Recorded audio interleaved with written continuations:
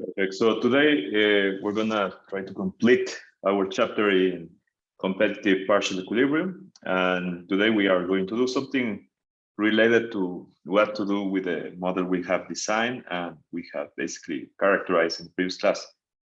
So the first thing we want to do is, given this model, we want to ensure the existence of the partial competitive equilibrium. So this is a little bit of a toy result. So it's just a warm-up for more complex existence result for the general general equilibrium model. The claim is that as long as the maximum overall consumers of the marginal utility evaluated at zero consumption is strictly greater than the minimum overall firms of the marginal cost evaluated at the zero quantity, then there is always a price P star such that XQ, which essentially is the quantity of the consumption good, we call it corn previous class, and Q, the quantity of the consumption good that satisfies the condition of the partial competitive equilibrium, okay? What are the conditions of the partial competitive equilibrium? These three conditions, right? P equal to the marginal cost, marginal utilities equal to prices, and then the market's clear for that particular good. Okay, so we're gonna prove it.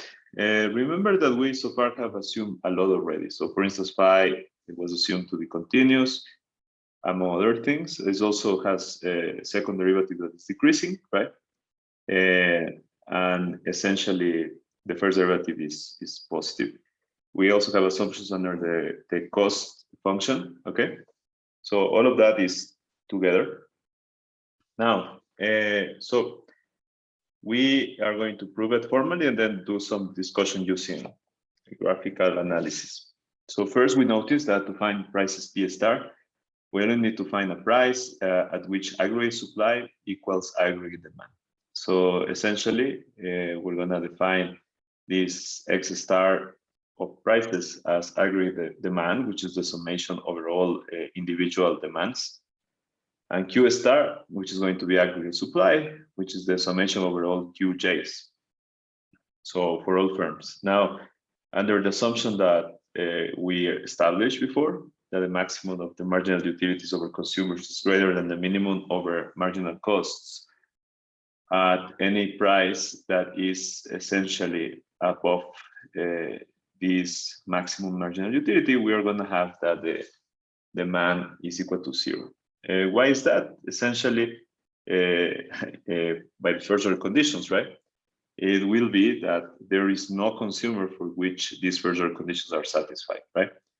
So in this sense, right, that's one way to see it. Another way to see it, as a consequence of that, is that the demand of this price is equal to zero.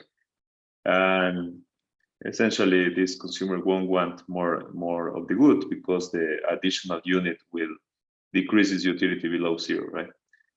And then you have QP is strictly positive because obviously firms at this very big price wants to supply the good. Now take prices below the minimum, and then we're going to have that the demand is going to be positive because the good is so cheap, but supply is equal to zero because at this point you're going to lose money, right? If you produce this quantity above zero. So the existence of an equilibrium price is going to be ensured because price is going to belong to this minimum of the marginal cost among the J's and the maximum across the individuals of the marginal utility. So we know that essentially, if there is an equilibrium, the equilibrium has to be inside this interval.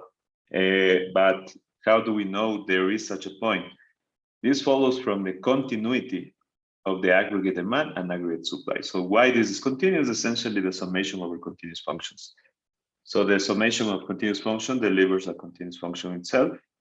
Now notice that X star is strictly decreasing because of the properties of the first derivative at all prices below this max, and Q star is strictly increasing at all prices. After finding this P star, the individual level of consumption is going to be equal to Xi star, which is essentially, you just take the individual demand and evaluate at the aggregate price. And the same can be done for the supply side. Now, so let's stop sharing here, and I'm gonna stop sharing the iPad, right? Just give me a second until I am gonna. Okay.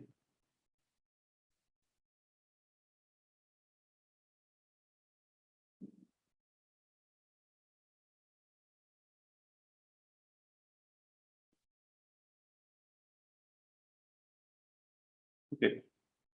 I'm gonna start mirroring.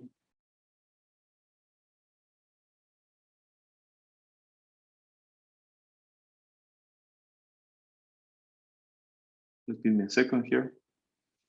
Some technical issues with the iPad.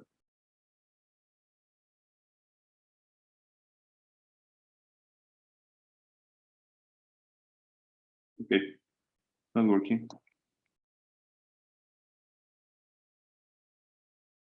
No, what happened? So let me go back to the screen.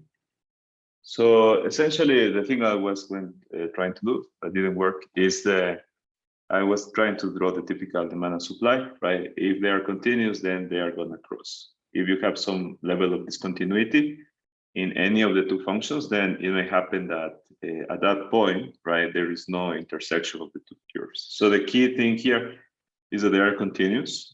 The second key thing here is that one is downward sloping, demand, and the other is upward sloping, supply.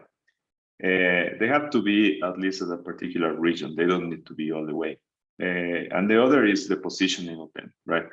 So if this assumption that we are studying here is broken, then you cannot, you essentially cannot have an equilibrium because demand can be always below supply, right? So they will never meet.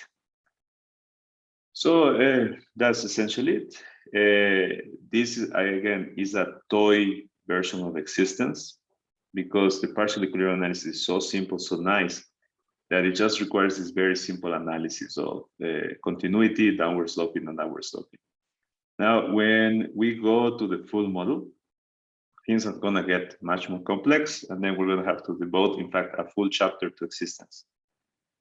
Yet again, existence is important whenever you propose your own model. So as I mentioned many times, Western econ is known for its students to be actually well-trained in the art of structural modeling, right? So structural modeling usually involves writing down a model of behavior, right? Both of consumers and firms. And when you do that, you have to be sure that things work out and are internally consistent, right? So the fact that you have to show that your model has at least one equilibrium is always something you have to be sure, right? So this is the first technique, super simple. Partial equilibrium just requires this minimal condition of the positioning of the curves, and of course also of the continuity of each of the marginal utility and the marginal cost. Now, one thing I want to go now is to talk a little bit about a notion of optimality. So right now we have provided a model where each individual pursues their own selfish interests, right?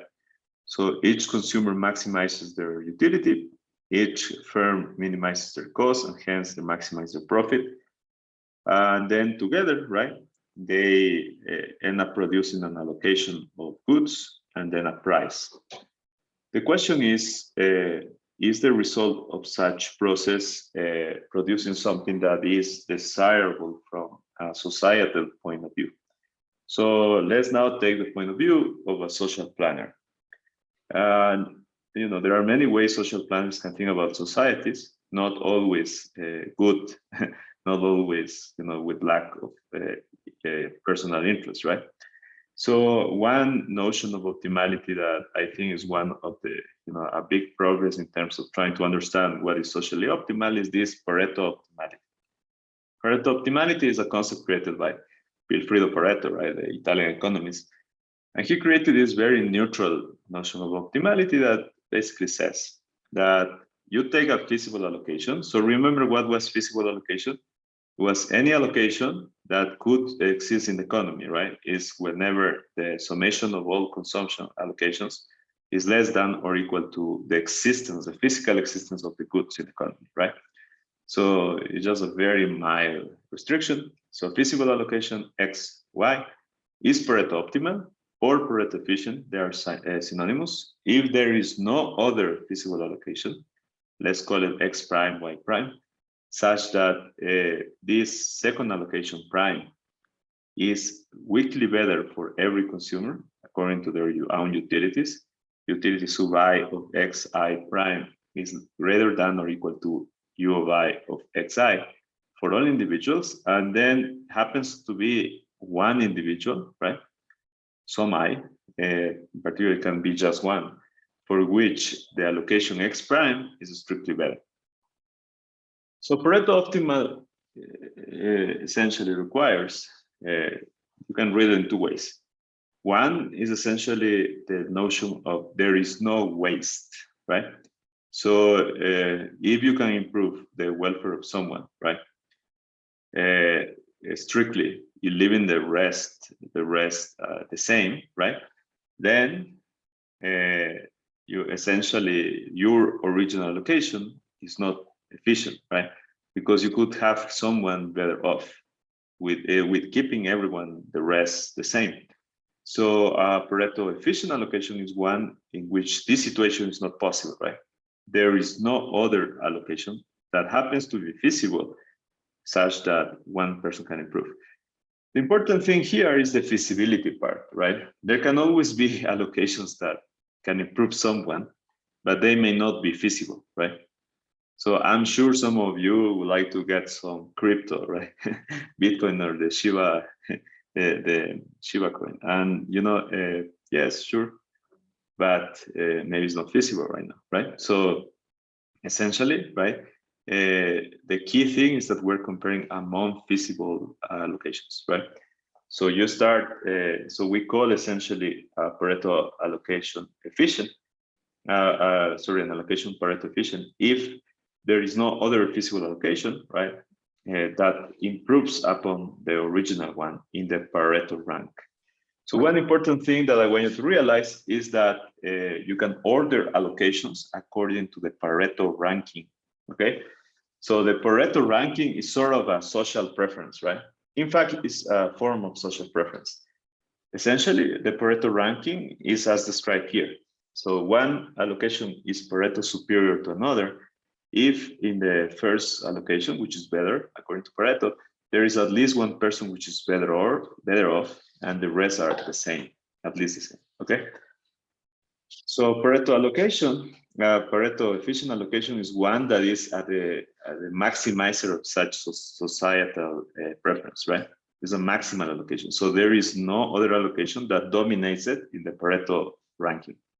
Okay, so essentially we're defining here a maximum. Do you understand? So this is the maximum that we learned in the first chapter in the summer that of this society. So it's the best possible situation. Okay. So important thing about the Pareto ranking.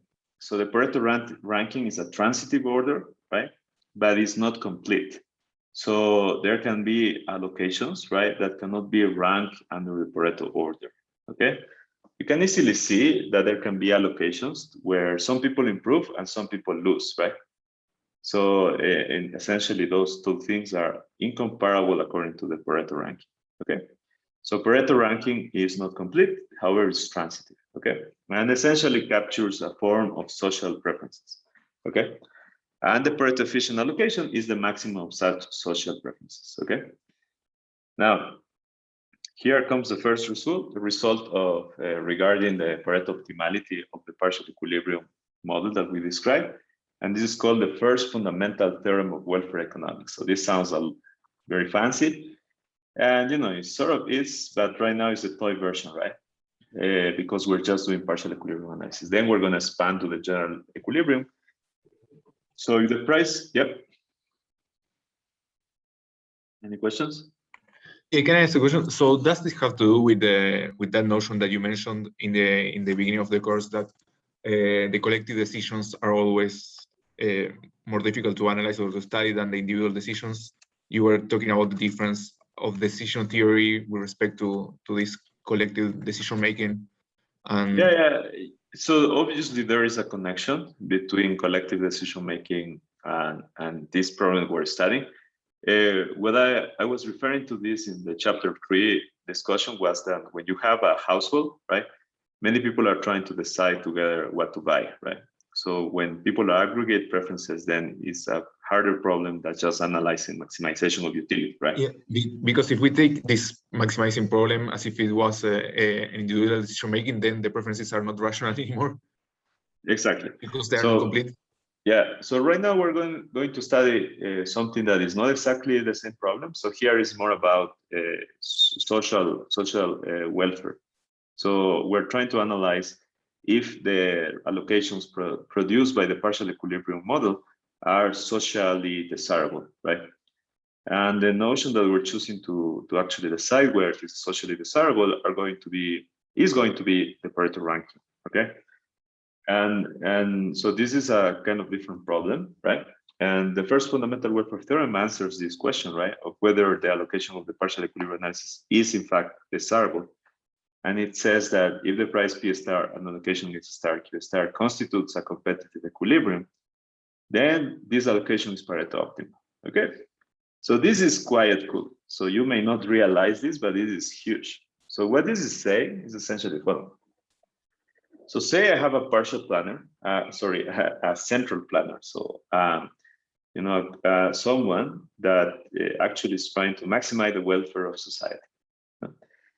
This entity, right, is trying to do something very hard because this entity wants to maximize the utility of everyone, of every consumer, then minimize the cost of every firm while keeping things feasible, right? So market clearing.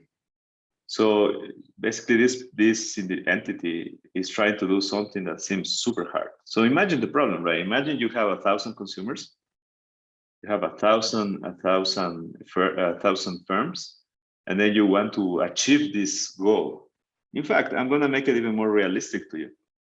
Imagine you go to the market in 4 years, 5 years, and then you're hired by Uber, So what's one of the main businesses of Uber? So essentially, is one where they're trying to match, taxis, cars with riders, right? With potential passengers. Do you agree? And essentially, they're trying to do so at a particular price. So imagine for now, Uber is, is managed by someone that is a humanist, an altruistic person, and wants to maximize consumer surplus, right? Okay, and now they hire you as an economist, right? And they ask you, okay, do it. How will you do it? So what do you need to do? So let's think as an engineer now. So first of all, if I'm given that problem, I will say, okay, sounds fun. So first thing I need is to get some information to try to know what people like. So I'd like to know preferences, right? So I'd like to know, essentially where people going, what times of the day they prefer to take the rides. Do they prefer different kinds of cars, usually size, right? So a large car or a small car. For instance, if you are going to the airport, possibly you would like a large car because you're having, luggage. If you're just moving inside the city, small car is fine. And so on, right? So you need some preferences, things on attributes, some preference on time. Most people, if they wait too much, they will switch to a substitute, right? So they will go to another way. They won't take a taxi. It's taking too much, so there's preference for waiting. Okay, great. Then, so basically you have to collect a lot of data and then estimate the preferences of individuals. Okay, first thing, I need to know preference. Second thing, so I need to know the cost of the taxis, right?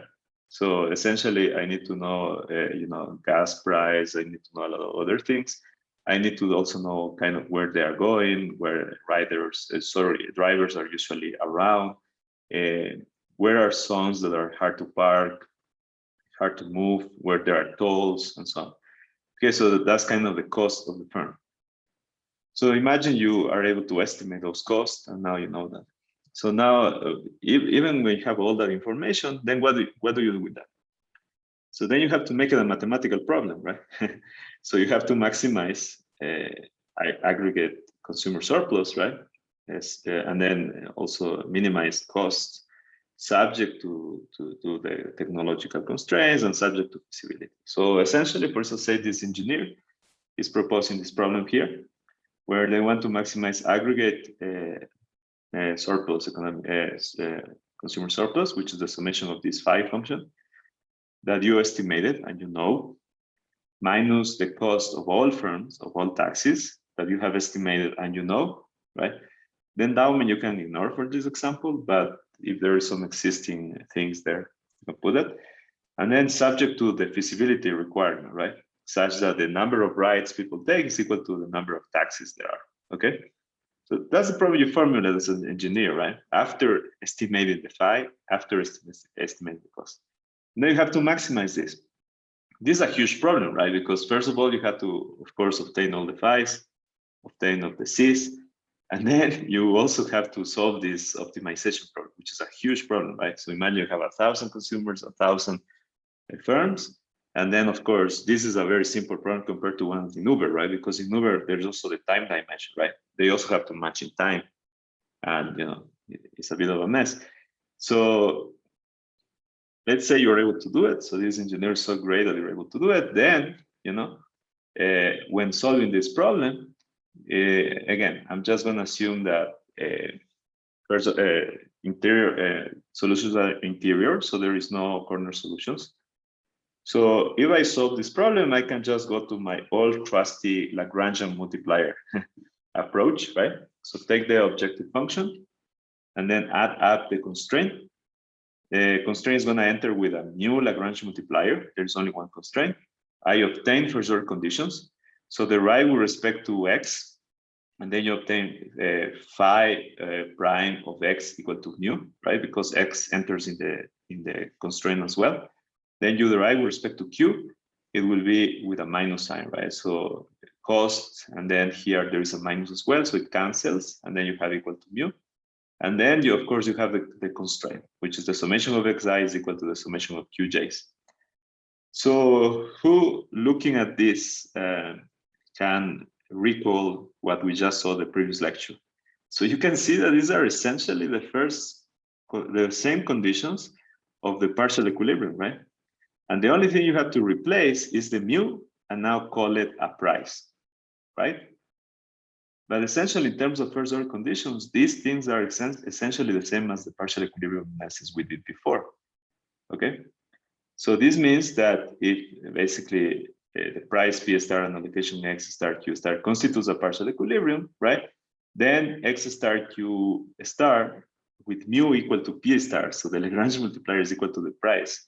This satisfies all the first order conditions of the central planar, so hence it's a solution, because all of the concavity and convexity assumptions we have assumed, right? Then first order conditions are necessary and sufficient. Moreover, you know, as I mentioned, is already the maximum. So we conclude that the partial equilibrium allocation is Pareto optimal.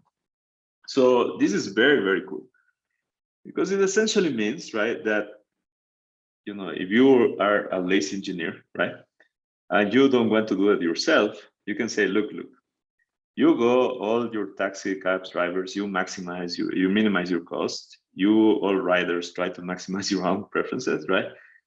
I'm just gonna, you know, give you a system where I can create a price at which you can decide whether you want to trade or not, right?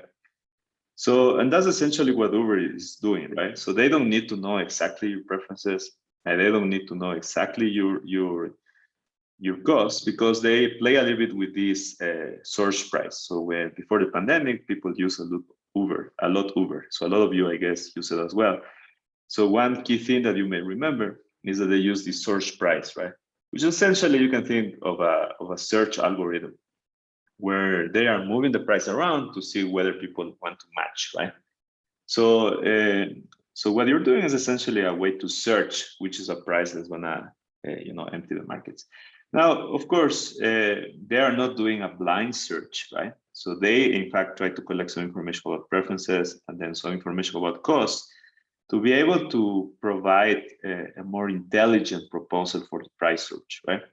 So when they do the multipliers, they don't do it blindly, right? It's just not a blind search for the price. They will use the preferences. For instance, if it's Christmas, they know there is more demand. So they will usually use higher price multipliers, right? So there is this component of search, right, which is common of these optimization algorithms, and there is this component of knowing a little bit and doing the engineer problem. So Uber is kind of a hybrid of letting you in a decentralized way, minimize your cost, maximize your preference by means of a signal, which is the price. But in order to fix the proposed price, they have to do the engineer problem that we propose here, right? Now, the magical thing about this is that under all these assumptions, which are quite many, there are many of them, turns out that the partial equilibrium, which is a decentralized solution, provides a solution to this centralized problem. So this, a great entity that wants to provide maximum surplus and for the consumers, they just are prescribed by this result to let them do their own thing. So they let them pursue their own selfish interests, and they will reach the societal maximum, right, under the Pareto ranking. Okay, and this is the first result of this kind. This is usually what you can call the formalization of the Adam Smith's argument of the invisible hand, right? So this is the classical, the wealth of nations, right? Where he said, it is not by the will, of the butcher, of the bread maker that, you get your food on your table. It's not because, they like you, they want you to be well fed. It's because they are pursuing their own selfish interests that you get fed, right? Because of the virtue of this invisible hand, the market, right? That allows you to coordinate this very complex societal problem of maximizing, the welfare of everyone. And the system is able to do it by means of a price. So the price is the signal that everyone sees, right? And is able to do their own thing. And pursuing their own selfish interests, they attain, what is socially desirable. Now, what things are we assuming here? And this is the tricky part. And that's why in modern econ, we no longer, we don't indoctrinate you in lobbying markets. We just try to make you understand that markets are great in the vacuum. So when there is no frictions whatsoever, markets achieve this, great maximum in this great concept of Pareto optimality, right? So I think very few people will argue against this. Efficiency is great. You should search for efficient outcomes. So nobody should be against it. Now, unless you have envy as your principle, right? Which is a not great form of ethics. But otherwise, should be great. Now, but what are the assumptions we're making here? So first of all, every consumer is assumed to be fully attentive, right? Is assumed to be rational, transitive, and complete. And those things may not hold, right? So if these things fall, then you may have issues with this particular result. The second thing that may fall is also that firms are profit maximizing, and more important, in the side of firms, is that sometimes we're assuming in this market that we have many firms, that all of them are essentially price takers, right? So the taxi example, or the Uber drivers, they are a good example of this competitive equilibrium, because there are so many of them that they don't really have market power, right? They don't really have market power. So they are price takers. So in this sense, they observe the price as a signal of the market, and they behave trying to minimize their cost, but they cannot do anything fancy with it. But now imagine that you are an airline, right? So we're approaching holidays, basically the December holidays, and some of you may be thinking of buying a plane ticket, right? And then you're going to face one of the most sophisticated systems to price, to extract all your consumer surplus. So they're essentially airlines have hire economists, engineers, mathematicians, data scientists to be able to design algorithms that are going to detect your willingness to pay and extract everything as their profit, right? So they have market power. They are able to do that.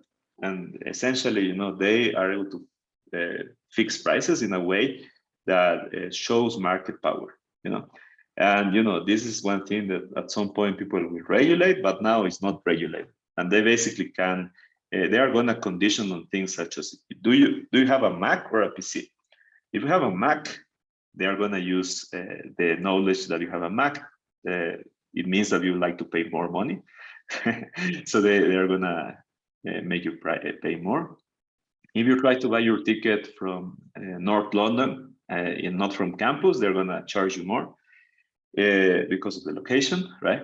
If you are doing too much ahead of time, that means you're a planner, and that means you don't like to take risks, so they are going to charge you more, and so on, right? So they are able to condition on a lot of things to be able to extract that thing. That is something that is assumed away here. So we're assuming firms cannot do that, right? In this setup, right, firms are like taxis. They just see the price and try to do their best to not waste time, going around and wasting gas, right? So here they're price takers. Yeah. Yep. Could I ask something, Guido? So did you say that there is no possibility to regulate the price discrimination or the market power itself? Because in price discrimination, it is obvious that it's super difficult to do it, but do you mean in general, apart from price discrimination, or not? Yeah, so I don't want to divert the class. That's an interesting point. So, it's a little bit right now, there's a current discussion of how to regulate price discrimination, right? And in the case of airlines, it's also connected to market power. But in this market, as you can see, there is no price discrimination. No, I get it. And there is no market power, right? Because remember that, for instance, in Uber could charge, they only can do regional markets. So they are just conditioning on your position and time of the day, and that actually defines a market. So a geographical place and a time of the day defines a market of taxi market, right? So that's fine. That's our model applies there, right? But our model does not apply, for instance, where you're trying to buy a plane ticket, right? That's not the case, because there is market power and there is also price discrimination, okay? So those two things are important for this first welfare theorem. This only works, and the invisible hand works only when these two things are not at play, and also when ages actually are rational, right? Versus if you like shiny things and you buy things because they are shiny, because you're behavioral and you're not utility maximizing, then you're maximizing other thing that is not welfare, right? So it's not a societal thing, okay? Okay, great. So the only thing I wanted to clarify with this is that this is a very cool result, but modern economists don't sell it as saying this is a defense of free markets. No, don't. True economists, we don't do that, right? Politicians, they may still do it. Libertarians, people that have strong ideologies may still do it. We don't. So for us, this is a mathematical construct. It's a great thing to know that you can decentralize a complex problem, right? Such as finding a socially desirable outcome that was difficult for this, fictitious engineer. We try to put ourselves on their place. And essentially, hey guys, did I lose you? You're still there? Yeah. Okay, wait a second. So essentially, what I want to say is that what you have to realize, this is not a defense of markets, but it's more a very cool first result that you can decentralize complex problems, such as maximizing, the consumer surplus, by means of letting individuals do their own thing, if you let them coordinate through a price. This is a great insight. Adam Smith, he was a genius. He saw this. The invisible hand, he formalized the idea of how prices allow people to coordinate. So complex societies are able to coordinate by means of prices, and this is actually something beautiful. It's incredible. But at the same time, this mathematical result of the first welfare theorem telling me that the results of the partial equilibrium are Pareto optimal only hold under very stringent assumptions, right? So to wit, right? So the fact that agents are in fact rational. Second, that there is no market power or price discrimination. And the third things that we have also failed to acknowledge here, but I'm not gonna go deeper into that because that's not the role of this class. You will have plenty of classes later. Is when you don't have internalization of all costs in this economy, right? The classical problem here would be that firms, for instance, produce emissions in the taxi world, right? When if you don't have green taxes or you have emission controls, then it's obviously a big issue, because the taxi fee, the ride fee, won't reflect the true cost, right, to the environment. So this is also assuming that all costs are taken into account, right? So there is no externalities, So those are essentially the three ways markets fail. And this is more common than not, right? So there are not really perfect markets, but we know, nevertheless, we know that decentralizing complex centralized problems is actually something good to do. And this is the old point that has also been proven historically. The typical USSR versus the US, right? Centralized versus decentralized. So who won? Well, for now, decentralized. Well, it's not longer true that this will be the case in the future. Obviously, things such as Uber, and the increase of computing power will mean that the centralized solutions are more possible. First of all, more feasible even. And second of all, they may be better than decentralized humans, because we're not the smartest guys around, right? Computers are better. So it's all about computers, right? Do you realize? So I want you to realize the following. When Wassily Leontiev was doing the input-output matrix, right? He had originally to use these big machines in Harvard, right? When he moved to the US. And then, he was solving these amazing 100 by 100, sectors, which seemed big by the time, right? He won a Nobel Prize. Now, I mean, what Uber can do, what Amazon is doing is well beyond the wildest dreams of Wassily Leontiev. So, there is also Mahalanobis in India. He was also doing, programming using computers. He was a great statistician and mathematician. He didn't have great computers. So, he tried to do this more centralized industrialization of India. It kind of failed. And I think part of it was that computers were really bad. So you cannot go to the level of granularity needed. But now, you can see Amazon, they kind of centralize all, the wholesaling business. So instead of having little shops doing that or little libraries doing that, they are doing it all by means of big computers somewhere.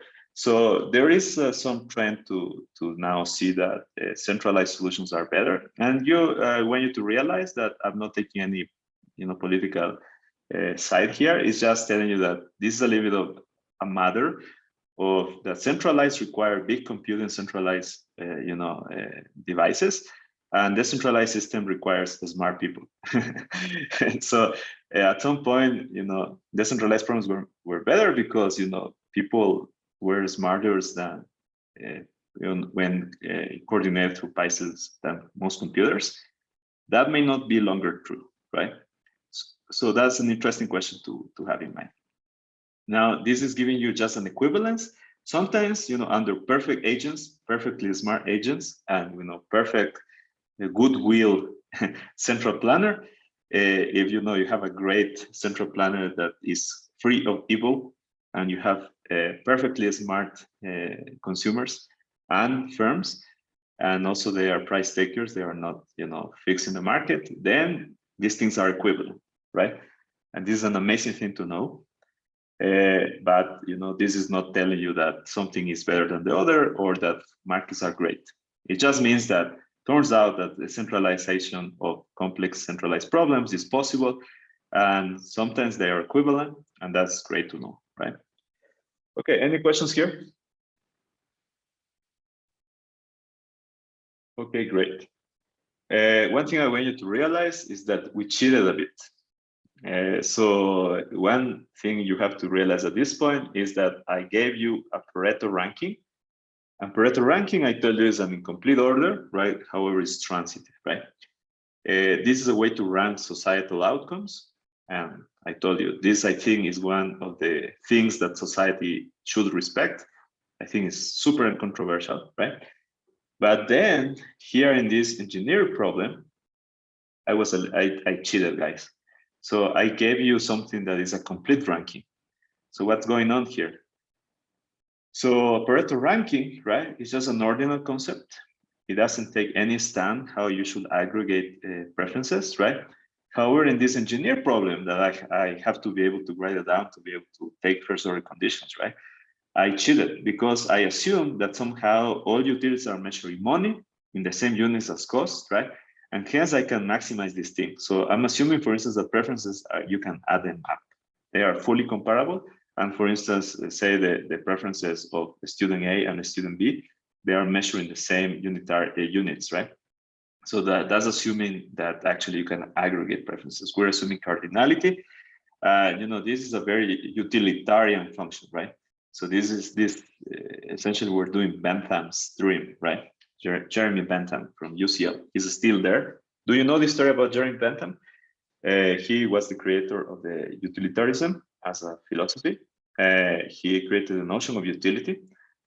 He also proposed the notion of utilitarianism, that society should maximize the summation of utility. So if we can measure how you actually experience welfare or utility from the consumption of things, then the role of society after measuring that should be maximize the summation of total felicity, right, or utility. So he was an amazing guy, ahead of his time. He took utilitarianism to its extreme. He said the only things that are desirable are things that are useful, right? So he said that even corpses should be useful, right? Because now we just, in some cultures we bury them. He said that's wasteful, they should be used for something. So he actually, in his will, he required UCL, the university in London, UCL, to basically do taxonomy on his body, right? And make him a living, kind of a standing statue, right? And then he's in some closet in UCL. So Jeremy Bentham, he actually made himself something useful, So he was really a man to his word until after death. So he's a funny guy, very interesting guy. So Jeremy Bentham, if you visit UCL, try to visit him, right? Thanks to him, we have utility here. So we went full Jeremy Bentham here with cardinality of utility. That's not necessarily kosher, right? So a lot of social welfare people will say, well, you cannot add utilities. That's not great. You're assuming too much, right? So interesting here is, with this point, we're able to use calculus to be able to use first order conditions to show that the solution of the decentralized problem, the partial equilibrium, and the solution of the central planar are the same. The important thing, and this we will show later on in this chapter dedicated to the first welfare theorem, will be that we will show that in general economies with price taking will produce Pareto optimal allocation, okay? Without needing us to go to full adding up of utilities. So this again is the toy version of the results that we're gonna go and repeat again later. But this was originally how consumer practitioners thought. Now there is secret, a lot of macroeconomists and a lot of applied people and people in the government still think in Jeremy Bentham's terms, right? They are not worrying about whether we can add utilities or not, they just do it, right? So, there is always a debate between, the pure theory, you say, never add utilities, they are incomparable, from what people actually do. So in real life, a lot of people still, add up utilities, still do cardinal interpretation of utilities. And, our role in this class is to understand under what situations this is actually desirable or not, right? So from now on, this is kind of the toy version, warm up of the rest of chapters. So, but know that in this theory class, we're against adding up utilities, right? So in the end, we're gonna go and essentially know that the economy, the free market economy is gonna produce Pareto allocations. And we're gonna provide a fully general proof of that without recourse to this nice calculus proof, right? This is just a warm up, okay? Just to be clear. So what is the necessary assumption so as to do that, to add up utilities? Yeah, so essentially you need utilities to be cardinal. What that means, for instance, one particular case we already know is the expected utility case, right? So in the expected utility case, utilities are known up to translation, and so it's up to two terms, right? So translation and scale.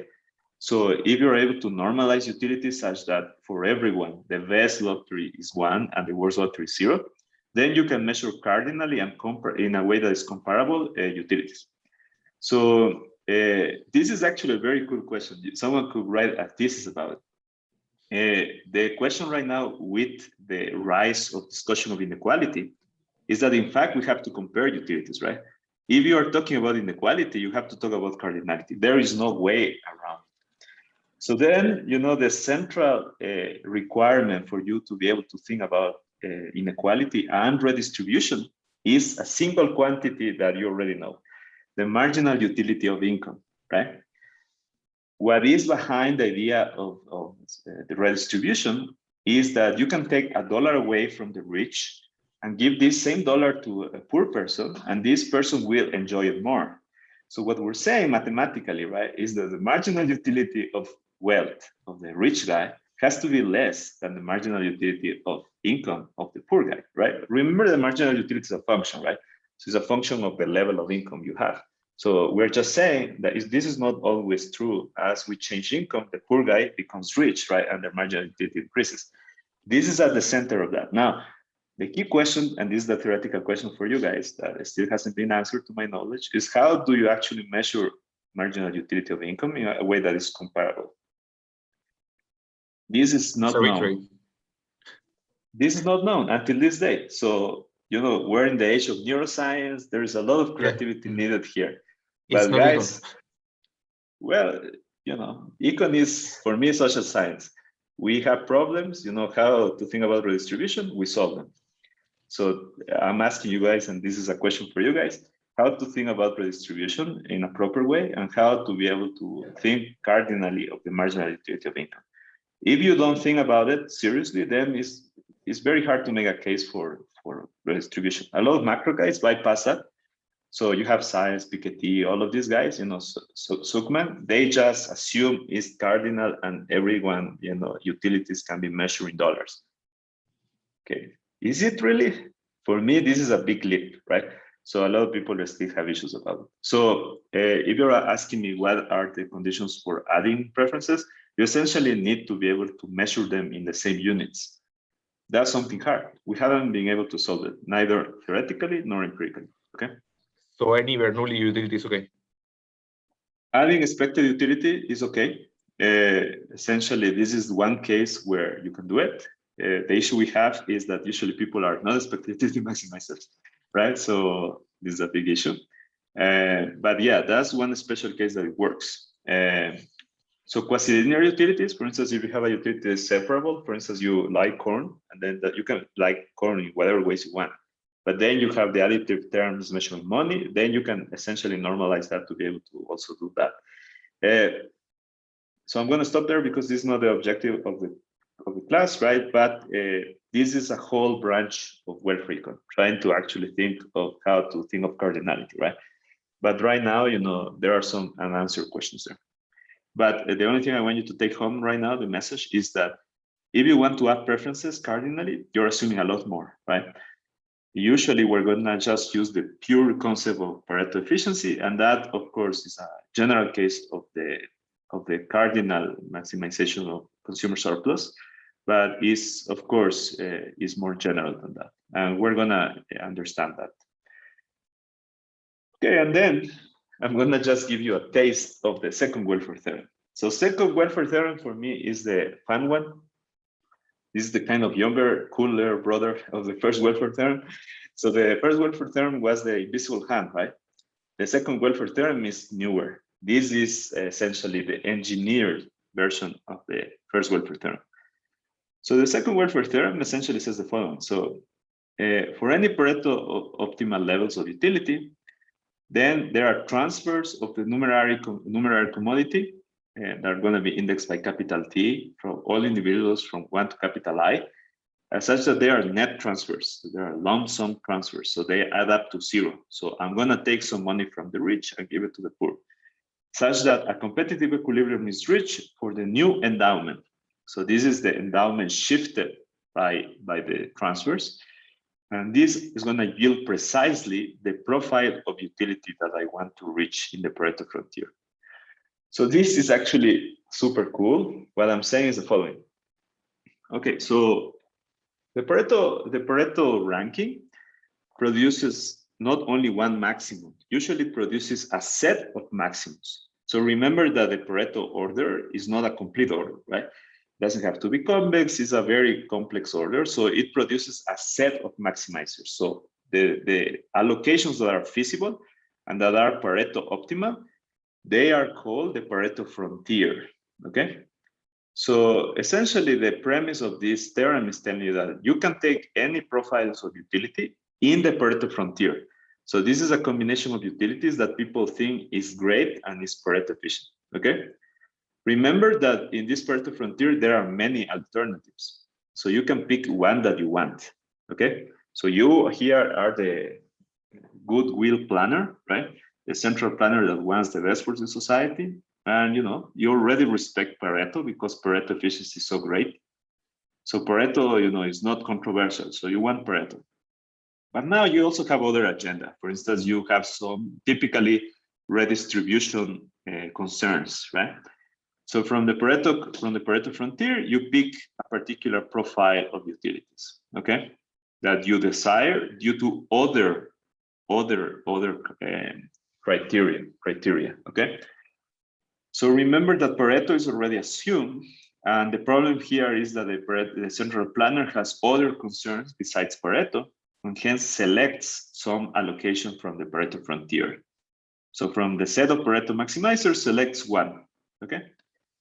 And then the theorem is telling me that I can actually achieve this Pareto outcome without forcing people. And I just can do an intervention in the market by means of a lump sum transfer. So before the markets start running, I collect a tax that can also be a negative tax on the endowment of the numeral good. And then essentially I can shift endowments in a way that can reach the Pareto allocation I want. This is not telling you exactly how to do it. This is an engineer's problem, but this is telling you that it is possible. And you can achieve any point in the Pareto frontier with an appropriate shift of the endowments, okay? So this is essentially an engineer's problem. This is telling you that if you buy the Pareto notion, you can actually achieve any outcome in the Pareto frontier by moving appropriately the transfers, okay? So this is super cool because this means that just by altering the initial endowments, you can achieve any Pareto allocation you want, okay? That's quite cool. So now this is easier said than done. What issues do you see here? For instance, usually endowments, right? Imagine in a real economy, for instance, what are the classical endowments that people have? So imagine you start from zero, right? Start from scratch. You have a new society, you go into a SpaceX rocket to Mars, right? And then, what are the endowments in that new economy? Essentially, endowments are going to be land, right? Minerals, resources, and so on, right? That's essentially, so land, simplicity, land and resources. So you have two goods here. And then you can produce from those two, you can produce things, right? New goods. This is telling you can achieve any, in a partial equilibrium situation, you can achieve any potential Pareto allocation that you want. So a perfect society that also, on top of being Pareto efficient, also is looks for equality. And then the way to do it, essentially saying, let's redistribute land and resources, right? In a way that achieves the Pareto outcome I want, okay? So this is essentially telling you that it is possible. It's not telling you how, okay? So understood? So I'm not gonna go deeper into this because we're gonna do later a deeper second welfare theorem in the fully general case, and then we have more intuition of how to actually do it. But this second problem is the problem that economists now are modernly more interested in, which is called essentially market design. So how do I implement a socially desirable outcome by means of market devices, right? So I'm gonna let people maximize their preferences and minimize their costs, and I'm gonna just redistribute endowments or sometimes change a little bit price. So price signal in order for you to achieve what you want, okay? So this is called market design. In this first result, we're just redistributing endowments, right? But sometimes we can just give them the price, and then I'm able to basically implement whatever I want. So just to remind you, from this engineer problem we just proposed, say you went to Uber and you were successful in solving this Lagrangian problem, and then you obtain this multiplier mu. If you obtain mu, you can just go to the Uber app and tell them, look, the price is mu, right? I solved the problem, use price mu, and then people should, according to this theorem, right, be able to perfectly go to the allocation that you want, right? And this allocation will happen to be Pareto, okay? And there will be essentially 1 mu for the 1 point of the Pareto frontier, okay? Any questions here? So here, the objective of this class is not to be that formal, so it's more of giving you the intuition of the results. And then as we progress through the second part of the class, we're gonna see in depth the proof of the first welfare theorem and the proof of the second welfare theorem, okay? And also the existence. So we will spend a lot of time on that. So formality, don't worry about it yet. The only thing we wanted to develop now is to develop some intuition of these 3 key results. So first, existence. Second, first welfare theorem, which means that allocations of the decentralized market are socially optimal. And the second welfare theorem that I can implement, right, by market design, Pareto optimal allocations. Yes, Irina? Yeah, I just wanted to ask, so this is a static condition, right? There is Yes. something also in dynamics can happen, right? Like So dynamics is a very important question. Usually when you are studying macro, people analyze the full allocation from the beginning of time to the end of time. So it's an infinite stream of consumption, right? That people will compare. And then you have to redefine what it means to be optimally socially desirable. So what it means is essentially the Pareto notion remains. So there is no other infinite stream of consumption where someone, is strictly better off, but the rest are the same. So the Pareto ranking remains, but you actually went really, really far into the future. It turns out that all the results we're going to present here are going to be for finite allocations. So we're going to have finite number of goods and finite consumption consumers and finite firms.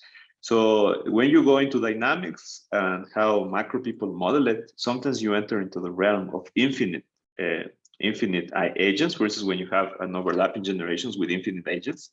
You have infinite generations, right? And then that's going to break some of our assumptions. And also, as you have the collection of consumption from time 0 to time L, if you index good by time, you're going to have infinite goods, right? So with that in hand, things are going to get heavier. So mathematically, people have to do some fixes to our welfare theorems. And there is a classical result in macro where the first welfare theorem fails, which is the overlapping generation model, right? So if you study this in some class in macro, right? There are 2 workhorse models. The first one is the Ramsey model, right?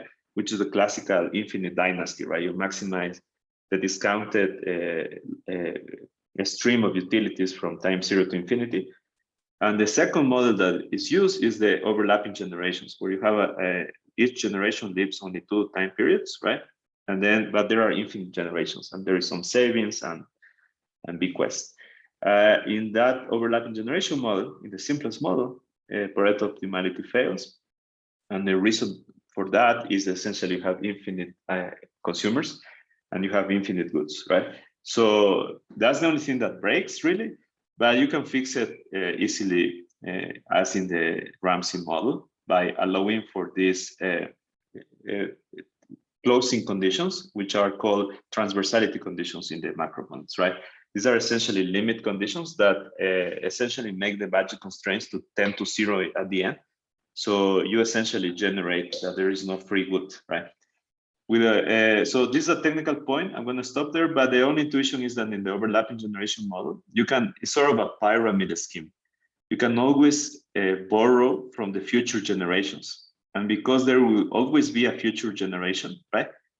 You can never, this pyramid scheme will never fall, right? So it's a little bit of a niche in the model, okay? If you fix that with a transversality condition, making it such that at the end, someone has to pay it, so it's not a pyramid, right? Then Pareto optimality of the decentralized allocation is reestablished, okay? So that's the only reason it fails. So in dynamics, nothing really changes, modulo technicalities, okay? It's not easy mathematical technicalities. Part of coming to this first year PhD is to know those technicalities, but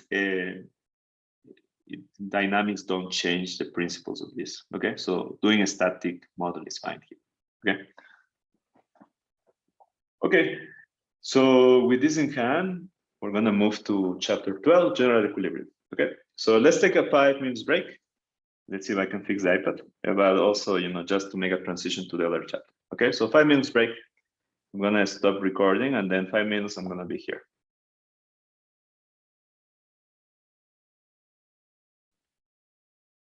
Hey guys.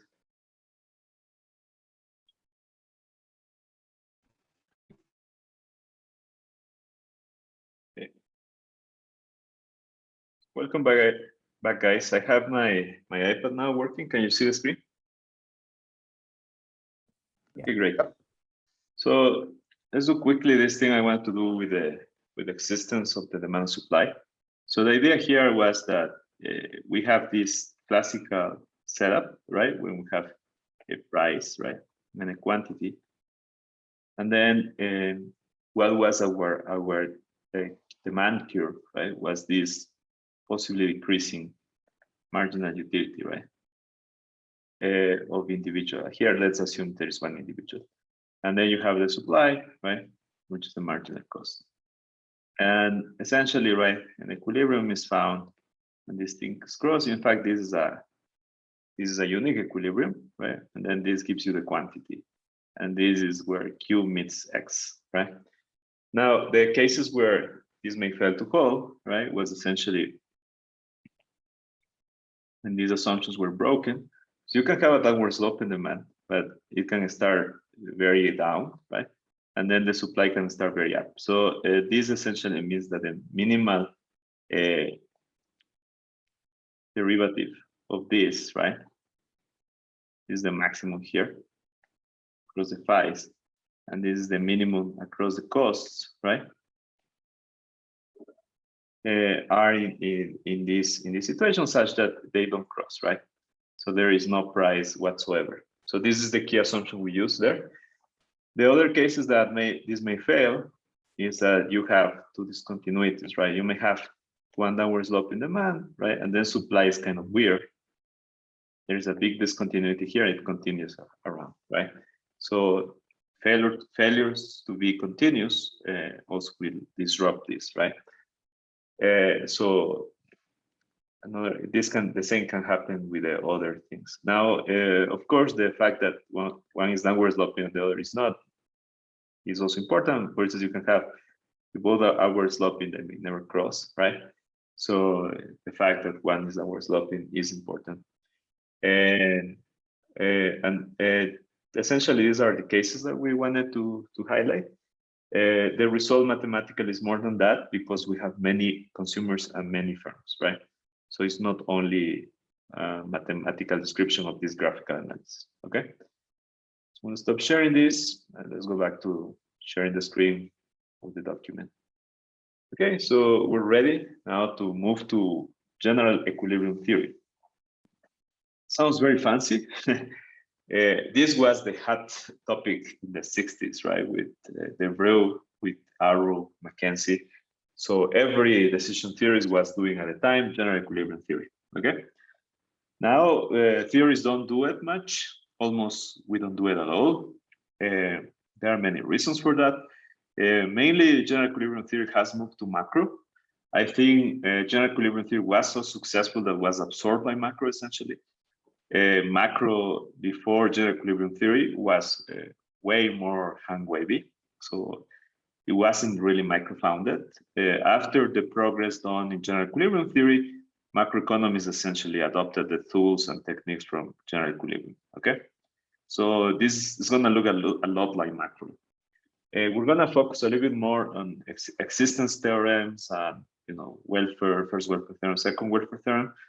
But this is essentially, there's a big overlap with macro.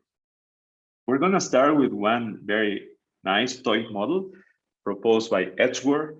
Edgeworth, you know, very smart English economist. He was also a visionary. He was very smart. He proposed this device that is the key for understanding general equilibrium analysis. It's going to be the simplest possible general equilibrium setup that is going to allow the complexities of general equilibrium in full force. Roberto Serrano used to say that if you cannot express a general equilibrium phenomenon in an Edgeworth box, 2 by 2, then you cannot really do it at all, right? So his sanity check for anything fancy macro people were saying is, can you do it in an Edgeworth box? If you cannot, then probably it's not worthwhile. Of course, that's to highlight the importance of this. It's not a statement of how you should behave in macro seminars, but essentially, you know, is a statement of the importance of the Edgeworth box. Now, important advertisement here. Edgeworth boxes, for historical reasons and because they are so versatile, they're going to take exactly 1/3 of your micro core exam. Okay. So you're going to have at least out of the 6 questions of the micro core exam, you're going to have 2 questions with Edgeworth boxes in them. So this is super important. It's kind of weird because of the syllabus. I'm not going to spend that much time on the Edgeworth box, but I'm going to ask FENFAN to do it. So the way it works is that, of course, I'm going to describe it today. I'm going to say you problem sets about them. So in that sense, I'm going to push you there. But usually, it turns out that the TA will have to do some extra work with you, right, to do more Edgeworth boxes that usually the class should cover because of the importance of them for the core exam. Okay, and what you would realize when you also are preparing for the core exam, using the all exams, you know, to practice, they are going to be full of Edgeworth boxes, right? So they are going to be something that you're going to study again and again. So let's start with that, right? So they are important. Yep, go ahead. Okay, so for economies which are more complex than 2 by 2, how do you reduce the economy to a 2 by 2 Edgeworth box? So the idea is the following. So the 2 by 2 is the simplest exchange situation, right? So essentially it's the simplest possible exchange market. The key of general equilibrium, as I mentioned before, is that it's not that it has supply, right? It's essentially that budgets are endogenous, right? So we have endogenized income, right? So that's the key feature of general equilibrium. So one way to see it, as in the previous thing, is we put together supply and demand. But general equilibrium theory is a little bit more subtle than that, because in fact here there won't be a proper firm, right? It only there will be a free disposal technology, which is, you know, fake technology, and then you will have basically 2 individuals exchanging. So it's trading behavior at its purest, right? It's essentially, you know, Friday, you know, and Robinson Crusoe meeting for the first time, right? That's what's going to happen here. What I meant when I said the quote by Roberto is that general equilibrium will create different outcomes from just maximizing utility subject to a linear budget constraint.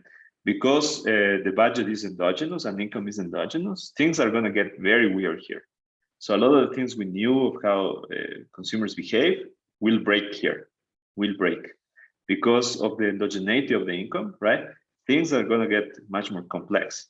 So essentially, you know, a lot of what macro people do is they get insights that are different from partial equilibrium analysis and from consumer analysis, because in general equilibrium, due to the endogenization of the income, right, possible intuitions that I had or comparative statistics that I had when I change a price will change a lot, right? here, you know, things will become very weird. For instance, the law of demand can break. So it is no longer true that as prices increase, demand will fall. That's a classical insight, right? Because as price changes, also your income will increase, right? Because of the endogeneity of income. So that may make you richer, right? So that may actually increase the demand of things, right? So that's kind of one potential insight that we get from Edgeworth boxes.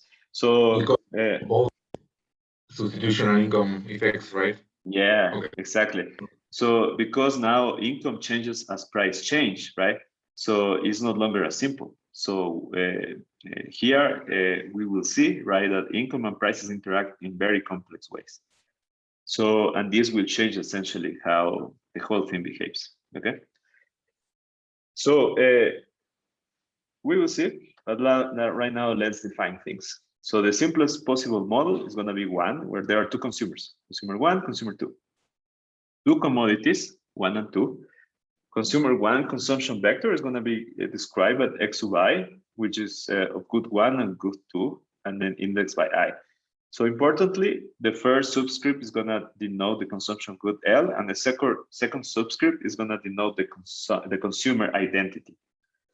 The consumption set is going to be here the same for both individuals, and it's going to be equal to R2 plus. So that means the positive ortant of size 2. And then consumers have preference denoted by preference sub I, defined over this consumption set. Each consumer, and this important thing on this Edgeworth box, has an endowment of omega L sub I, which is positive of good L. So remember here that classical two goods we're gonna use in our running example are gonna be apple and oranges. So I'm gonna run an experiment, right? And I'm just gonna go to a room in Western, and I'm gonna have my two subjects, two students, and I'm gonna buy a lot of apples and oranges. In fact, imagine I buy 10 apples and 10 oranges. Then I choose some allocation of initial endowments. I'm running an experiment, so I may randomize. It doesn't need to be random, and just this is for the purpose of my fictional experiment. So imagine I give 5 apples to individual one, and 5 oranges to individual one. And then I give 5 apples and 5 oranges to individual 2. So this is a perfectly, a uniform endowment sharing for the 2 individuals. So that's the setup. So omega is essentially a number of apples and oranges given to each individual. So it will be 2 vectors, 5, 5 for the first guy and 5, 5 for the second guy. And then in this Edgeworth box, essentially what I'm gonna let them to trade. And if they agree to trade, then they're gonna produce an allocation. So an allocation is going to be a vector of size 4 that has the consumption of good 1 and good 2 for individual 1, and the consumption of good 1 and good 2 for individual 2. So put together is a vector of size 4. So this is an allocation. So an allocation is feasible if it is within the existence of the actual physical goods, right? So it has to be less than equal than the actual physical goods. For instance, the consumption of a student 1 and a student 2 has to be less than equal than the 10 oranges and 10 apples. Mathematically, the consumption of good L for individual 1 and individual 2 has to be less than equal than the existence of endowment of good L. Do you understand? Right? So it has to be less than 10 oranges and has to be less than 10 apples. You cannot eat more than there is in this particular world. Now, we have that for any given vector of prices, right? Consumers' wealth, and this is the key of general equilibrium analysis and Edgeworth boxes. Consumers' wealth equals the market endowment according to that price of the commodity. So say that these guys reach an agreement, and they say that the price is going to be. We can always normalize the price of one good to 1. Remember this? We knew this already. So we're going to normalize the price of oranges to 1. And the price of apple is the only thing they have to decide. So they decide that the price of apples is 2. So they say apples are more valuable than oranges, and the price of apples is 2. So twice the price of oranges. So then what is going to be the endowment of individual 1? So he or she has 5 apples and 5 oranges, right? So if I multiply the price of 5 oranges times 1, right, it's 5. And then he has 5 apples and their price is 2. is going to be 10. So for price of apples 2, their endogenous income is going to be 5 plus 10, 15, right? Now, if I change the price of apple to 3, then it's going to be a different income, you know? And this is the key of general equilibrium. So as I change prices, this is going to change the income of the individual, right? So for instance, if I increase the price of apples to 3, now both individuals are going to be richer, right? Because they have 5 apples, then 3 is going to give 15 now, right? So there is this income effect, okay? Now imagine I have a different endowment. For instance, it's going to be an unequal allocation of apples and oranges. So I'm going to give to student 1 all apples, 10 of them, and to student 2 all oranges, right? So if I have price of apples to 2, then who's going to be the rich guy here, right? The student that has all apples, right? If now I change the price of apples to 1/2, now the rich guy is the guy that has all oranges, right? So essentially the endowments and the price determine the endogenous income, okay? So the budget constraint here for individual life is all the bundles that this person can buy according to the endogenous income. So price times whatever this person consumes, less than equal price times whatever this person has as endowment. So in an Edgeworth box, the budget constraint of both consumers can be captured by the budget line. That is the line that goes through the market endowment and has a slope minus P1 divided by P2. So at this stage, I'm going to draw it, right? So let's go back to the iPad.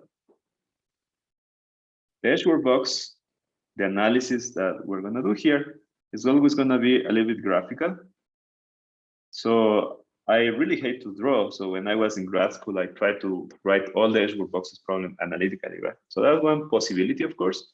But I realized in the end that drawing is always helpful, right? So I'm going to draw the first Edgeworth box. So the Edgeworth box is the combination, of course, of two consumer problems. So essentially here we're going to have individual 1, right? With this origin. And then, you know, individual 2 here. Okay. Edgeworth box actually is very meaningful, the frontier of the box, right? So this length here, right? This is gonna be good too. So let's call it apples, right? And this is gonna be called oranges. And this whole segment here is the total endowment of apples, right? And this whole segment here is the total endowment of oranges. So in our example, this was equal to 10, right? And this is equal to 10. So the total endowment of goods essentially provides the length of the box, right? And you basically choose the name of whatever axis you want. I chosen the vertical axis to be apples and the horizontal axis to be oranges. You can do whatever you want, okay? You have to choose the location of the consumers. So I chose in consumer 1 to be in the left inferior corner and consumer 2 to be in the upper right corner, okay? Now, endowments, where are they? So remember that in the example I gave you, I say endowment is gonna be a uniform endowment. So individual 1 is gonna have 5, 5, okay? Individual 2 is going to have 5, 5. So 5 apples, 5 oranges, okay? So locate this in the Edgeworth box. So essentially it's gonna be just the half point, right? Okay. This is going to be the endowment vector, okay? This point there, got it? Now, imagine I have a particular price, right? So for instance, I say that the prices of apples are going to be more valuable than the oranges. So the prices of apples are 2. So the slope is 2, right? So essentially, you know, this is with a minus, it's going to be a curve that is directed this way. And you're going to have 2 units per 1. So I'm just going to freestyle it a bit, right? And this is of a slope minus 2.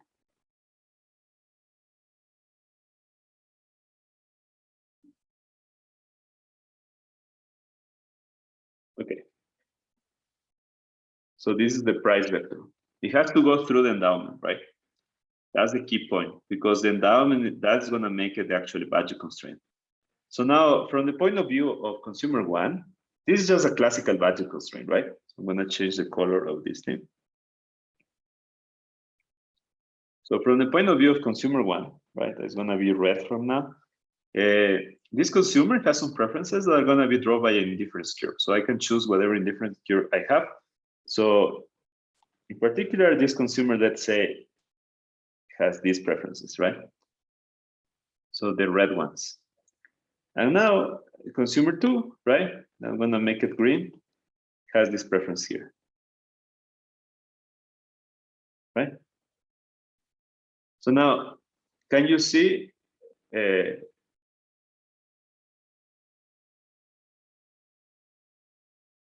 you see now the problem, right? So let me share it again, because it seems that it wasn't.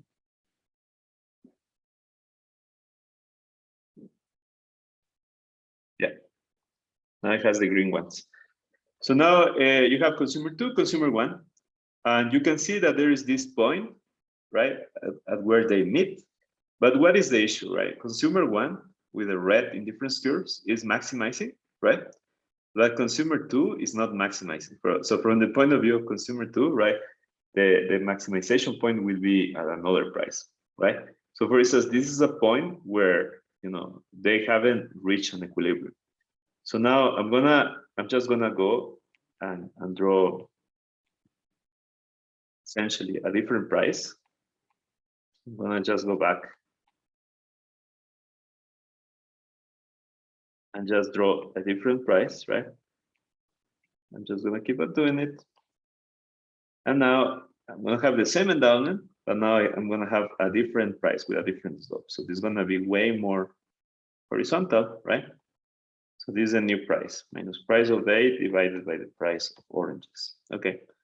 So now this consumer here is gonna be maximizing here, right? And the consumer from the other side is gonna be maximizing at that particular level. Right? And now both indifference curves are essentially tangent, right? So there is a single price that is tangent to both the indifference curves of the individual one and the indifference curve of individual two, okay? So now with this in hand, right, this is in fact a general equilibrium situation. So the equilibrium of the Edgeworth box, where at the same time consumer one maximizes, consumer two maximizes, and this price that passes through the endowment is able to market clear, right? So this is the endowment point, okay? So those are the components. Of course, here I was able to do it freestyling because I was able to do my own indifference curves, right? Essentially, the problem for you will be you are given a particular preference function, right? And then you have to draw it, right? Given a particular endowment vector, you have it to locate it inside the Edgeworth box. And then you have to find the equilibrium event, okay? So that's gonna be the usual exercise. So now let's go back to the theory. So what we just draw were essentially the endowments are the segments of the box, right? The total endowments. The straight line is the price slope. If it goes through the endowment, it actually describes at the same time the budget constraint of individual one and individual two, right? And then what you want to do is essentially find an equilibrium of this trade situation. So we're going to define a valuation of competitive equilibrium for an Edgeworth box. And this is essentially a price, so a straight line, and an allocation, the consumption of consumer one and consumer two, X1 star and X2 star, such that X star is the commodity bundle that maximizes the preferences in the given budget constraint. Notice that in stark contrast with the chapter 3 in Mascolel, the consumer chapter, the budget constraint does not have as an input income, right? So the W disappeared from this problem. There is only prices, right? Income is endogenous now.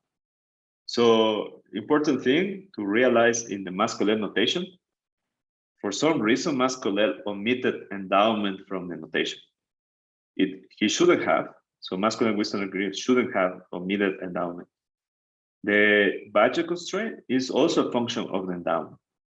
What Mas-Collet is thinking essentially is that endowment is not changed anymore. So in this experiment we're running, so Mas-Collet is running the experiment once, right? So he gave the 5 apples to the 5 oranges to the student 1, and 5 apples and 5 oranges to the second student, and then he never changed again the endowment. So in the whole analysis here, the Mas-Collet is essentially assuming that endowment is fixed. However, mathematically, technically, and formally, the budget constraint depends on both price and endowment. Okay, so this whole analysis is conditional on a given endowment. Okay, so remember that. Okay, great. So now let's see how our classical Cobb-Douglas example changes a lot when we study it inside an Azure box. So this is the part I want to illustrate for Martin, and for which essentially says how how everything changes in an Azure box. So consider 2 innocent-looking Cobb-Douglas utility functions, right? They're going to be x1 to the alpha, x2 to the 1 minus alpha. So apples to the alpha, oranges to the 1 minus alpha. In addition, we have an endowment vector. So the endowment vector is 1 apple for individual 1 and 2 oranges for individual 1, 2 apples for individual 1, 1 orange for individual 2. Now, what I'm going to do is I'm going to fix a price, P1, P2. Consumer 1's wealth is essentially what? So he has how many, or she has how many of good 1 unit, and 2 units of good 2. So that means that her income is going to be P1 plus 2 P2. Do you understand? So I just multiplied omega 1 times the vector of prices. Okay. So this is the endogenous income of consumer 1. So at this stage, you already know by heart, I suppose, the demand function of a Cobb-Douglas guy, right? So what is the demand function of a Cobb-Douglas guy in the chapter 3 Mas-Collet? So it's essentially income, right, divided by the own price of the good, right, multiplied by the share in the utility function of the Cobb-Douglas. So in this case, it would be alpha times income divided by P1. And yes, the demand for this Cobb-Douglas guy would be alpha times P1 plus 2 plus 2, which is the endogenous income divided by P1, right? And then what is the demand of good 2 is 1 minus alpha divided by its own price multiplied by the income, right? Which is endogenous. Now, let's stop there for a second before we go to consumer 2. So the demand of consumer 1 now has a different name. And this is the first time you're going to see this, but it's not going to be the last time. This is called the offer curve. So OC, offer curve.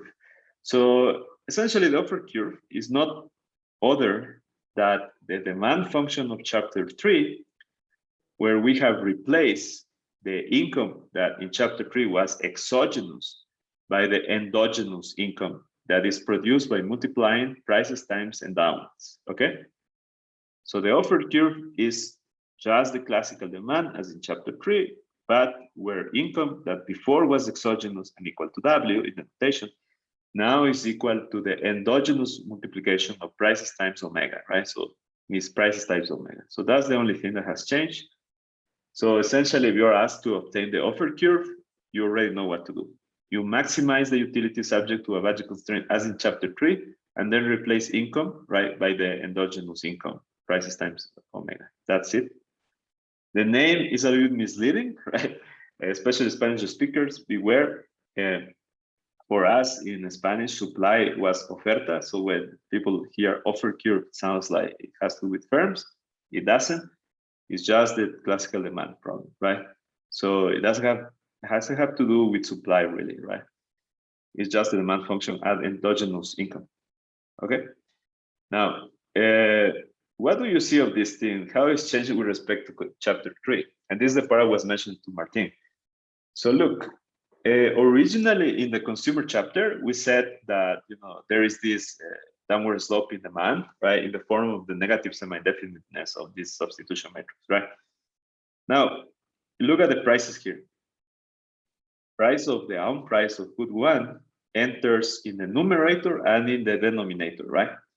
So may no longer be true, right? That as prices of good one increase, right? The demand of good one decreases. Why? Because there is two effects that are being combined. As Juan mentioned, there is the price effect, right? Which is just the division by P1, but there is also the income effect, because now prices are, because this person has these units of good one, when prices of good one increase, they also increase their income, right? So now the net effect is gonna be harder, right? The same happens for good two. And so the price two enters also through the numerator, not only through the denominator. And this is essentially how general equilibrium is complicating things, right? So it may make actually your offer curve to go upward sloping just because of well effects, okay? Now consumer two, how you compute its offer, her offer curve the same way. So it has the same Cobb-Douglas, so it's just a Cobb-Douglas, but the income is different because the endowment of consumer two is different, right?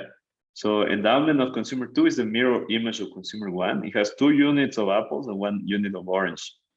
So that means that the income of this person is different and is equal to 2P1 plus P2, okay? So the offer curve of this person is different from the first one, even if they have the same Cobb-Douglas, right? But they have different endowments, okay? Now, let's find for the first time the equilibrium of this Edgeworth box in an analytical way, not only in the Edgeworth box as we did it in a second, right? So how do you find the equilibrium? Well, first trick that you already know, take one good and normalize it to 1. And then also note by our previous lemmas that if I check market clearing on one market, then the other market is immediately satisfied, right? Cobb-Douglas satisfies local non-association. So the assumptions of our lemma are met, right? Because you're gonna consume at the budget level, at the frontier, because of local association. Now, with this in hand, the only thing you have to do is market clearing. So you take the offer curve of good one of consumer one, which is this entry here, and then you take the offer curve, the first entry of consumer two, and then you add them up, and then the total consumption of all apples in this economy has to be equal to the total number of apples in this economy. How many apples there are in total? 1 plus 2, 3 apples, right? So now the total consumption at the equilibrium price, the conjecture to be P star, is equal to alpha P1 plus 2 P2 divided by P1 plus the offer curve of the second consumer is equal to 3. If you check this market clearing condition just for the apples market, the orange market is ensured to be satisfied, right? Under our assumptions. We learned this before. So I just have to check the apples market and I don't have to check at all the oranges. So now solving this system of this equation, I am going to obtain P1 over P2, the relative prices. I can normalize the price of 2 to be 1, the orange is equal to 1. And then the price of apples is equal to alpha divided by 1 over minus alpha. So we're not proving this is unique, but we have found an equilibrium and this happens to be unique. We will learn later on how to ensure this is unique. I'm done with the class, I'm 6 minutes late, so I'm gonna stop. But essentially we have found the equilibrium of this economy, right? And this economy tells me that the price is equal to alpha divided by 1 minus alpha. So I can take questions here. Sorry about going over time, but this was important to finish the Edgeworth box, okay? So, so remember, I'm gonna release by tomorrow's morning the midterm, and I decided to do it until Sunday, midnight. So you already start your break fully. Again, the exam is not gonna be long. It's gonna be, of course, challenging. That's the objective. But it's not that you're going to spend hours, typing. It's not going to be a 20 pages, thing. No. So it's more that you have to think carefully. Again, I'm going to be taking questions Friday afternoon, mainly Saturday, right? And then, of course, the whole Sunday day, just clarification questions. Okay. I'm not against you people talking with each other, you can use your books and so on. I'm not gonna proctor it in any way. But of course, in that sense, it's gonna be something that is new using the knowledge that you have, such that you're able to use your knowledge. Okay, so just be ready for it tomorrow. I'm gonna post it as usual in the Slack. I'm gonna send this time also an OWL link as well on top of the Slack, so everyone is aware, so nobody has justification of not seeing it and so on. The way to deliver it is gonna be through the OWL, right? So I'm just gonna put there, you know, that you are able to return it. And so through OWL, you can just submit it by the deadline. And, you know, as usual, I'm gonna put the indications in the Slack and in the OWL, but I'm just gonna explain it to you quickly. So you just need to deliver a clean PDF, right? That can be, now you can use your telephone to take good pictures of the things you did by hand, or you can type it yourselves. I'm not forcing you or giving you any points extra if you type it nicely in Leaks. I don't care. If you do it with clear, you know, handwriting, is fine for me, as long as it's a clear picture, right? That I can read it, right? You are adults. I'm sure you're going to do it correctly. Undergrads did it. The people behind you did it. So in general, the only thing I am going to ask you, and I'm going to subtract points if you don't do it, is just provide a single PDF. So I'm not going to set, you know, 20 PDFs that are supposed to be one page, right? So provide one single PDF. All the rules are going to be in the Slack and OWL. But, you know, besides that, just clear presentation, everything's going to be fine. And then, you know, it's going to be simple. This time, I'm not going to do programming questions. Last time I did it, I had more energy because I was in lockdown. I'm just kidding, but I was bored. No, but I realized that people actually spend too much. I think it's important, but for this exam, that's going to be a little bit shorter because of the break. I gave them more time last time. I realized people get too stressed, right, with the programming part. So this time, you know, I'm just not going to do that. I may ask you to solve some things regarding some algorithmic things, you know, more theoretical part, but nothing programming, okay? Modeling, yes, but more important, there's going to be some new questions trying to do some variations of GARP, you know, all the things we saw. So expect, obviously, something with GARP or SARP and others. But again, you will have access to all the materials, okay? So that's it for now. You can leave, and then I'm just going to take extra questions in what follows. Professor, I have a question about, like, in a midterm, you said that we can ask you, right? Like, if we have any, so what kind of questions we can ask? So I'm not going to give you the solution, but for instance, if you have some particular idea and you're stuck, I can help you with that, right? That's a typical question you can ask in a real life exam situation, right? So say, look, clearly I have posed the problem properly, and I recognize that. You say, look, but I don't really get what you're asking this particular question, right? This is something I'm not really getting it. So how can I proceed? That's the kind of question I will answer. So I will not answer questions saying, look, I have done this and I believe it's correct. Can you confirm? Not really, right? So that's part of the grading. Yeah. It's more, I'm stuck. I don't get this part. This notation is hard.